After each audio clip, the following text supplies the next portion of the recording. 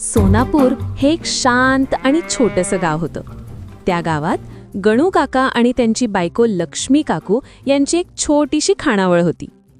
गणू काका रोज पहाटे उठून ताज्या भाज्या आणायचे आणि लक्ष्मी काकू प्रेमाने गरमागरम भाकरी आणि पिठलं बनवायच्या. गावातील लोक म्हणायचे, गणू काकांच्या हातचं जेवण म्हणजे आईच्या हातची चव. एक दिवस गावात शहरातून एक मोठा व्यापारी आला. त्याचं नाव होतं विक्रम शेट्टी. त्याने गावात मोठं आधुनिक हॉटेल उघडलं. चमचमीत लाईट्स, मोठी मशीन आणि फास्ट सर्व्हिस. लोक उत्सुकतेने तिथे जाऊ लागले. गणू काका थोडे चिंतित पडले, पण लक्ष्मी काकू म्हणाल्या, आपण प्रेमाने जेवण देतो, मशीन प्रेम देऊ शकत नाही. काही दिवसांनी लोकांना जाणवलं, हॉटेलचं जेवण पटकन मिळत होतं, पण त्यात चव नव्हती, आपलेपणा नव्हता. हळूहळू लोक पुन्हा गणू काकांच्या खानावळीत येऊ लागले.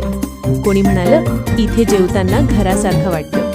शेवटी विक्रम शेट्टीचं हॉटेल बंद पडलं आणि गणू काकांची छोटी खानावळ पुन्हा गावाची शान बनली.